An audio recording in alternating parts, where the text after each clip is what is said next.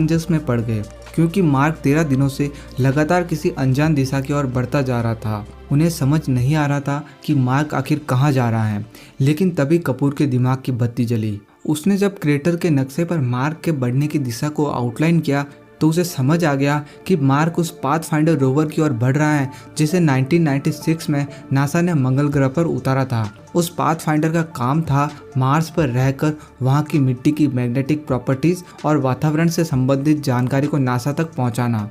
हालांकि उसकी बैटरी खराब हो जाने की वजह से 1997 में ही नासा का उससे संपर्क टूट गया था। कपूर का अंदाजा बिल्कुल सही था। मार्क ने उस पाथफाइंडर को ढूंढ निकाला जो इतने सालों में रेत में दफन हो चुका था। मार्क उसे रेत से निकालकर अपने हैब ले आया। हालांकि मार्क नासा से तभी संपर्क कर सकता था जब नासा के पास वैसा ही पाथफाइंडर मौजूद हो। ये बात पता चलते ही कपूर भी कैलिफोर्निया में स्थित JPL पहुंच गया, जहां उस पाथफाइंडर का एक और मॉडल मौजूद था। कपूर ने वहां उन सभी साइंटिस्ट को पहले से ही बुला रखा था जिन्होंने 1997 के दौरान उस पाथफाइंडर पर काम किया था।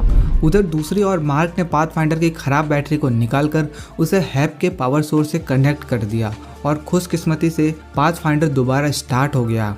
मार्क ने जैसे ही उसका एंटीना पृथ्वी की ओर घुमाया वैसे ही JPL में मौजूद पाथफाइंडर को भी उसका सिग्नल मिल गया। ये देखकर कपूर की खुशी का ठिकाना नहीं रहा।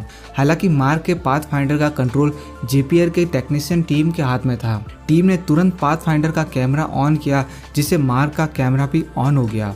ये देखकर मार्क को अंदेशा हो गया कि कोई तो उसे संपर्क करने की कोशिश कर रहा है। मार्क ने बिना देरी के तुरंत एक बोर्ड पर यह सवाल लेकर कैमरे में दिखाया कि क्या किसी को उसका सिग्नल मिल रहा है। साथ ही सवाल के एक तरफ हाँ का बोर्ड लगाया और दूसरी तरफ ना का बोर्ड लगाया। ये सवाल देखकर कपूर की टीम ने कैमरे को हाँ की तरफ घुमा दिया, जिसके कुछ देर बाद मार्क का भी कैमरा हाँ की तरफ मुड़ गया। यह देखकर मार्क भी बहुत खुश हो गया।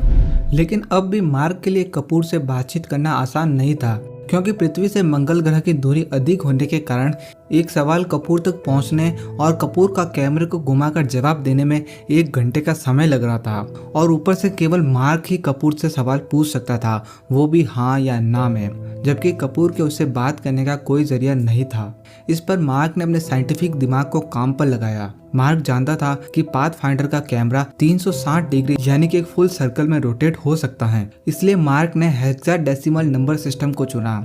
हेक्साडेसिमल के नंबर्स को SCII कोड में कन्वर्ट करके शब्द बनाए जा सकते हैं। दूसरी ओर विंसेंट की टीम ने भी हेक्साडेसिमल को पाथफाइंडर के चारों ओर लगाकर मार्क से बात करना शुरू कर दिया। लेकिन क्योंकि यह तरीका बहुत धीमा था, इसलिए नासा के साइंटिस्ट ने मार्क को कुछ कोड्स भेजे जिसकी मदद से मार्क अपने रोवर को पाथफाइंडर